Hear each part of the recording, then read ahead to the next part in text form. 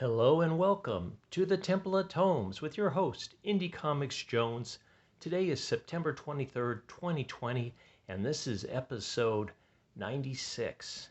Okay, we're going to take a look at The Monster Men, Heart of Wrath, Part 2 of 3. This is an American Mythology production, and it's based on the stories by Edgar Rice Burroughs, and this is part of the Edgar Rice universe. All right, just want to mention that I just started reading the zero issue of the Monster Men, and now this is the third one I've read.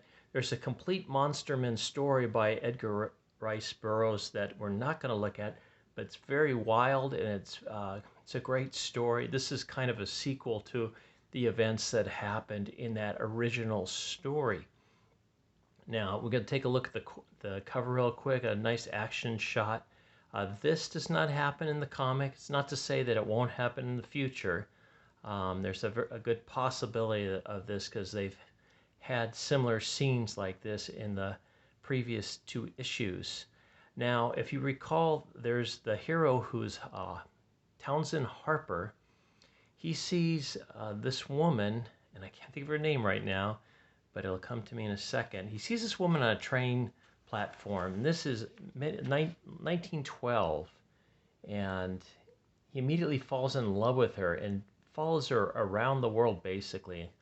And this is where he finds out her father is a scientist, and his goal in life is to create living men. And he wants to create one that is so extraordinary that this man can marry his daughter eventually, and they can start kind of like a superior race.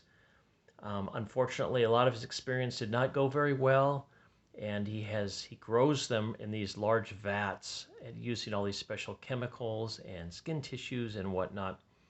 Now our hero Townsend Harper was following him to this island. He got mixed up with some pirates. He got washed ashore. He had amnesia.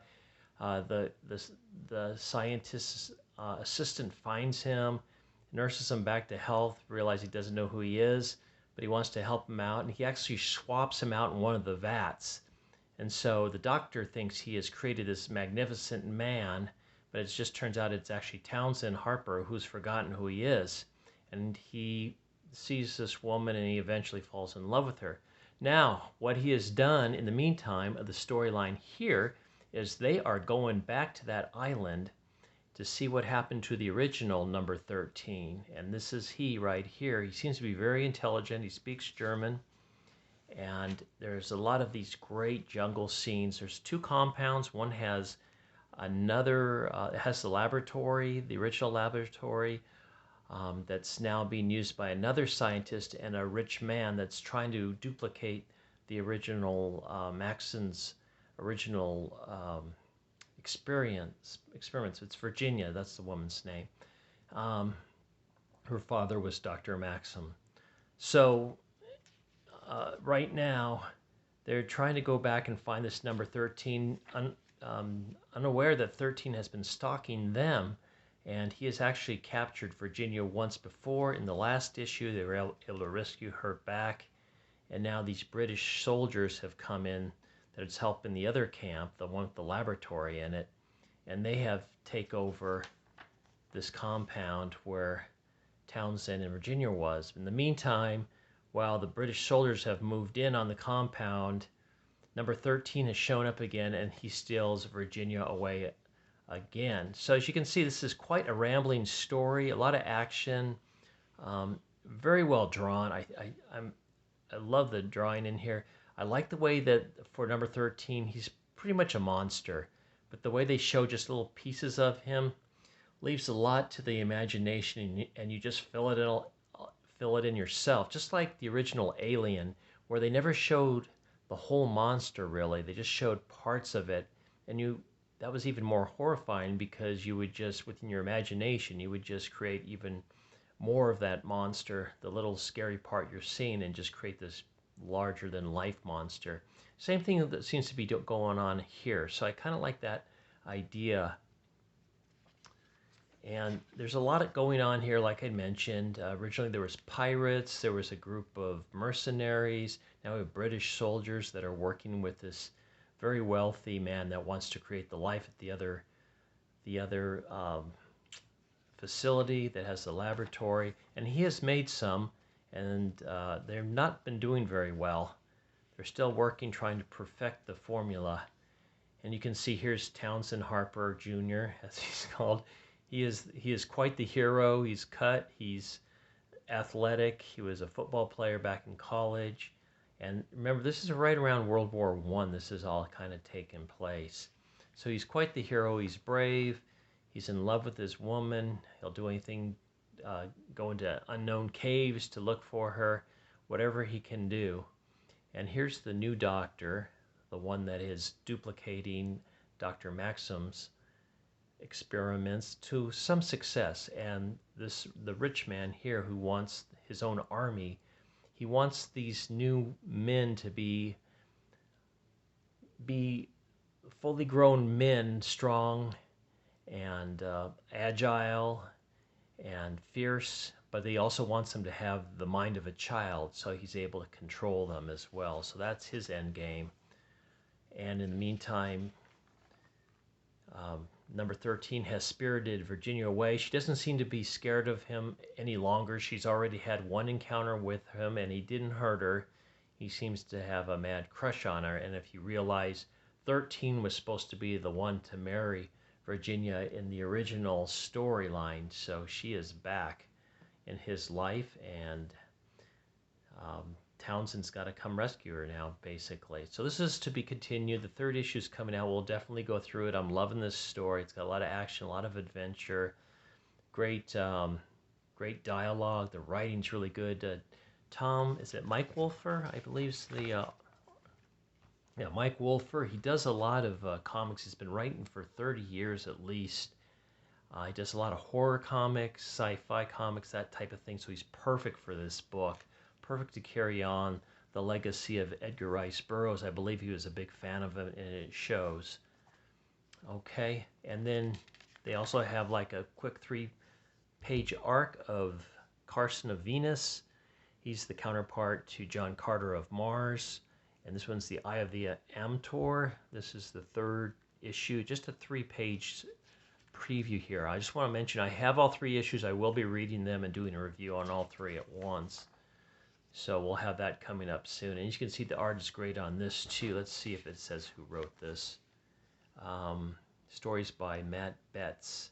Mike Wolfer's contributing again on this as well. So I'm really excited about American Mythology. They do have really adventure stories, great art in it. The women look like women, the men look like men. This one I read a short introduction to, and it looked really good. I want to get this as well. Zorro versus El Hijo del Muerte. Zorro, Galleon of the Dead. And this is also written by Mike Wolfer. So I did get to read a little blurb of that. I want to get the full comic and check that out as well. Other entries in the American Mythology, they have Peli Kadar, which looks to be kind of a Tarzan type book. And the Moon Maid. This is one of the Edgar Rice Burroughs characters as well. Looks like they're fleshing out new stories for her as well. And that's a Mike Wolfer's on this title as well. So he's really busy with American Mythology. And he's doing a good job from what I've read so far. The Land That Time Forgot is Fearless. And that's, of course, Edgar Rice Burroughs. This is a new arc. It seems to have 3 women at least in it. So that one might be a little bit more feminized. They're fighting all kinds of ancient creatures. It looks like sea monsters and pterodactyls. We have a Halloween issue coming out called Hatchet. It's based on Adam Green's cult classic horror film franchise, which I'm not familiar with at all, but they have a number of artists, writers working on this as well. This one's James Kuharik. Then they have another story called Freddy vs. Jason vs. Ash by Jason Pell, and Beware the Witch's Shadow by Hatchet creator Adam Green. So there's a lot going on with American mythology right now coming out. They're both kind of came out of order, and that's why I didn't do the Carson of Venus a little sooner. And just ad for Overstreet and ad for American mythology. And Zorro is getting involved with In the Land That Time Forgot. So we have a crossover going on with that as well. It's a 4-issue crossover coming out next month. So a lot going on with American mythology. I'm really impressed with their whole line of books. Great stories. I have not been disappointed yet. I'm going to continue on and going to pick up American mythology productions as much as I can. And we'll see you next time at the Temple of Tomes. This is Indie Comics Jones. Thank you very much for stopping by. Please subscribe. Please like. Please make comments. I love hearing from you. Got a few comments last time, and it cracks me up because my best video that I made is only 26 seconds long. Not my best video, but my most viewed. 26 seconds long, and I've gotten over 400 views on that.